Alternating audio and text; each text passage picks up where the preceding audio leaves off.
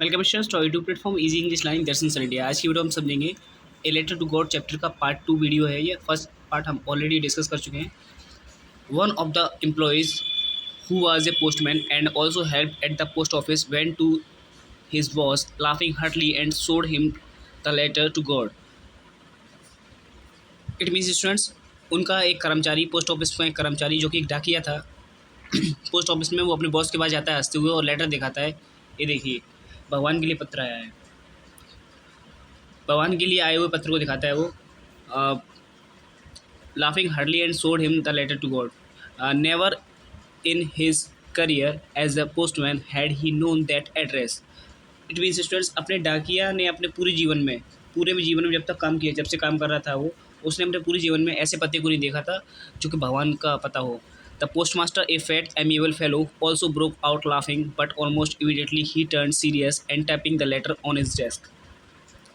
It means students, postmaster जो कि एक मोटा और मिलनसार व्यक्ति था, वो भी उस बात को सुन के जोर जोर से हंसने लगता है। लेकिन अचानक ही वह अत्यंत तरीके से पूरी तरह से गंभीर हो जाता है और उसने अपनी मेज़ पर उस पत्र को, उस लेटर को थपथपाते हुए बोलता है, what faith, I wish I had the faith of the man who wrote this letter starting up a correspondence with God. वो बोलता है, कितना विश्वास है इस इंसान को, कितना विश्वास है, काश इस व्यक्ति जैसा विश्वास मेरे अंदर भी होता जिसने ये पत्र लिखा है। इसके साथ ईश्वर, वो बोलता है, ईश्वर के प्रति इसके पास जो विश्वास है वो मेरे पास भी होता। ईश्वर के साथ ही पत्र व्यवहार को वो चाहता है कि उसका, ईश्वर का जो लेटर लिखा गया है उसके लिए वो आंसर करे, मतलब इस पत्र के बदले में ईश्वर की तरफ से पत्र लिखे, वो ये चाहता है। लेकिन देखते हैं इसमें क्या होता है। So in order not to shake the writer's faith in God the postmaster came up with an idea, answer the letter. तो इसी वजह से क्या होता है, इसलिए वो सोचता है कि कहीं इसका विश्वास न डगमगा जाए। इसको, इसने पत्र तो लिख दिया ईश्वर को, अगर ईश्वर की तरफ से पत्र नहीं गया तो शायद इसका भरोसा हिल जाए ईश्वर के प्रति। तो पोस्टमास्टर कहता है कि, पोस्टमास्टर को विचार आता है कि इस पत्र का उत्तर देना चाहिए हमें, इस पत्र का आंसर हमें देना चाहिए अपनी तरफ से। But when he open it, it was evident that to answer it he needed something more than goodwill, ink and paper. इसका मतलब है स्टूडेंट्स, जैसे ही वो लेटर को खुलता है तो वो देखता है, उससे ये स्पष्ट तुरंत हो जाता है कि उस पत्र को देखते हुए कि जो उन्हें चाहिए था, जो सद्भावना चाहिए थी, वो सोचता है कि अच्छी अच्छी बातें हम लिख के भेज देंगे, इसमें फ्री में काम हो जाएगा। लेकिन जैसे ही खुलता है उसको, तो उसको लगता है कि इसमें गुडविल मीन्स होता है सद्भावना, और इंक मीन्स स्याही, स्याही और कागज़ और सद्भावना या अच्छी कर्मों से, अच्छी बातों से काम नहीं चलेगा, इसमें तो कुछ और ही मांग रहे हैं, उससे भी ज़्यादा चाहिए इसमें। तो but he stuck to his resolution, he asked for money from his employees, he himself gave a part of his salary and several friends of his were obliged to give something for an act of charity. It means students, लेकिन जैसे उसने शुरुआत में विचार बना लिया था कि इसका आंसर देंगे पत्र का, तो अपने संकल्प पे जमा रहता है। उसने अपने कर्मचारियों से भी वो पैसा मांगता है और उसने अपना वेतन का एक हिस्सा और अपने दोस्तों से, अपने जो परोपकारी दोस्त थे, मतलब जो उसको परोपकार के लिए, उसके भरोसे के लिए जो दान करना चाहते थे, उन सबसे वो पैसे मांगता है और कुछ ना कुछ सब लोग देते हैं उसको पैसे दान करने के लिए, और कुछ पैसे वो इकट्ठे कर पाता है। It was impossible for him to gather together the 100 pesos, so he was able to send the farmers only a little more than half. It means students, उसके लिए 100 pesos इकट्ठा करना बहुत इम्पॉसिबल या असंभव काम था, लेकिन वह चाहता है कि उस किसान के लिए थोड़ा सा कुछ ना कुछ तो करना चाहिए। तो सबसे पैसे इकट्ठे करता है। तो सबसे पैसे इकट्ठे होने के बाद में 100 pesos की उसने डिमांड की थी। 100 pesos मीन्स होता है करेंसी जो वहाँ पर चलती होगी, जैसे यहाँ पर इंडिया में रुपीज़ चलते हैं, इसी वजह से वहाँ पर पेसोस की करेंसी चलती है। तो वो क्या कर पाता है, वो आधे से 100 का आधा हो गया 50 से थोड़ा सा ज़्यादा इकट्ठा कर पाता है, मतलब 70 pesos वो इकट्ठे कर पाता है।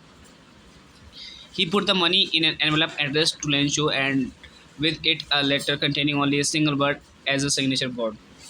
It means students, उसने लेंचो के लिए जो पैसे इकट्ठे करे थे उसको लिफाफे में रख देता है और उसके साथ एक पत्र लिखता है जिसमें वो साइन करता है, हस्ताक्षर करता है भगवान के नाम के, और उसमें लिखता है गॉड।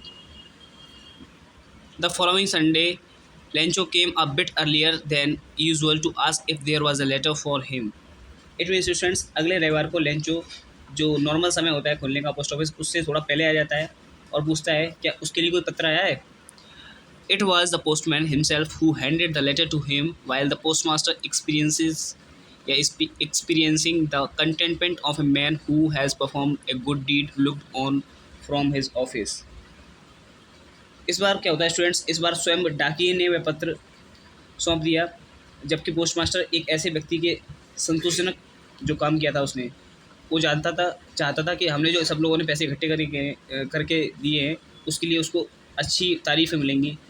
लेकिन क्या होता है, वो अच्छा अपनी मन में संतुष्टता को महसूस कर रहा था कि हमने बहुत अच्छा काम किया है, और हमने बहुत शानदार काम किया है। इसके लिए वो ऑफिस में बैठा हुआ सब कुछ देख रहा था। जो पोस्ट मास्टर था साइड से बैठ के ऑफिस में सब कुछ देख रहा था कि कैसा बिहेव करेगा ये लेटर को खोलने के बाद।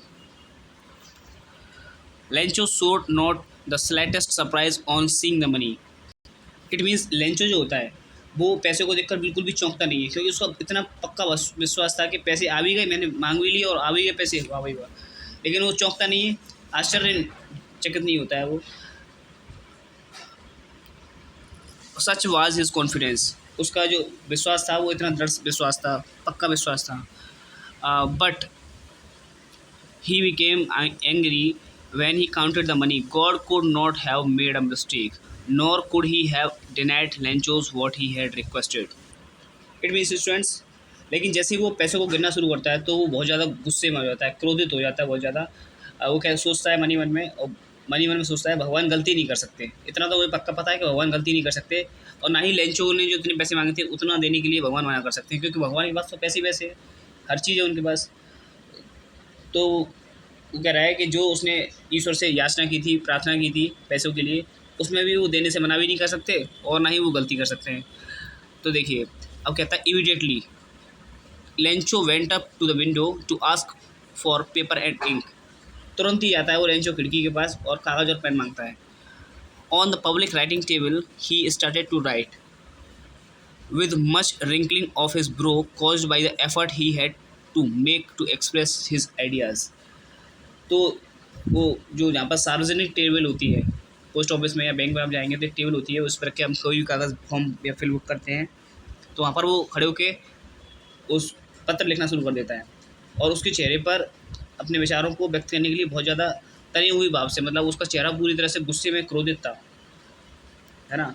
उसके चेहरे पे जो लाइन्स बननी थी वो आसानी से देखी जा सकती थी। गुस्से की जो लाइन्स होती हैं, जब गुस्सा होते हैं तो हमारे चेहरे एक अलग तरीके से लाइन्स बनती हैं, हमारी जो आईब्रोज होती है ऊपर की तरफ चढ़ जाती हैं, तो इस तरीके से उसका गुस्सा चेहरे पर साफ नज़र आ रहा था। कहने का मतलब ये, on the public writing table he started to write with much wrinkling of his brow caused by the effort he had to make to express his ideas. When he finished, he went to the window to buy a stamp which he licked and then affixed it to the envelope with a blow of his fist. It means students, जैसे ही वो लिखना ख़त्म कर देता है, पत्र लिख देता है और फिर टिकट काउंटर पे जाता है, वहाँ से टिकट खरीदता है। खिड़की से टिकट खरीदेगा, जो स्टैम्प लगाई जाती है, मतलब टिकट लगाई जाती है, लेटर हम किसी को भेज रहे हैं तो, और उसने उस पर थोड़ी जीभ से उसको जीभ लगाता है उस टिकट पे, और उसको मुट्ठी से मतलब अपने हाथों से उसको उस स्टैम्प को, उस टिकट को उस पर लगा देता है, लिफाफे पे चिपका देता है अपनी मुट्ठी से, है ना। फिस्ट मीन्स होता है मुट्ठी। The moment the letter fell into the mail box the postmaster went to open it. और देखिए स्टूडेंट्स, उसके बाद जैसे ही वो पत्र डाल के वहाँ से चला जाता है, ठीक उसी समय पोस्ट मास्टर जाता है सीधे भाग के, और उस पत्र जो उसने डाला है उसको खोलने के लिए वहाँ पे जाता है तुरंत ही। It said, God of the money that I asked for only 70 pesos reached me, send me the rest since I need it very much. और उस पत्र को जब खोलता है तो उसमें लिखा गया था, हे ईश्वर, मैंने जो आपसे पैसे मांगे थे उसमें से केवल 70 पीसोस मेरे पास पहुँचे हैं, बाकी की जो रकम बची हुई है उसे भी मेरे पास भेज दीजिए। आई नीड इट वेरी मच, मतलब मुझे इसकी बहुत ज़्यादा ज़रूरत है या अत्यंत आवश्यकता है मुझे इसकी। But don't send it to me through the mail because the post office employees are a bunch of crooks Lencho. लेकिन उसके बाद वो ये भी बोलता है उसको, लेकिन बाकी के जो पैसे भेजेंगे ना आप 30 pesos 100 में से 70 pesos तो मेरे पास पहुंच चुके हैं, जो 30 pesos आप भेजेंगे वो मुझे डाक के द्वारा मत भेजना, मतलब पोस्ट ऑफिस वालों के थ्रू मत भेजना, क्योंकि जो पोस्ट ऑफिस के जो डाकघर है, पोस्ट ऑफिस जो होता है, वहाँ के जो कर्मचारी हैं वो बदमाशों का या फिर बेईमानों का झुंड है। एक तरीके से बंच ऑफ ट्रूथ मीन्स होता है बदमाशों या बेईमानों का झुंड है। इन्होंने क्या करा, पैसे खा गए मेरे 30 पेसोस, और लास्ट में लिख देता लेंचो। तो ये चैप्टर इस तरीके से ओवर हो जाता है। अगर आपको कोई भी डाउट है तो आप कमेंट सेक्शन में पूछ सकते हैं।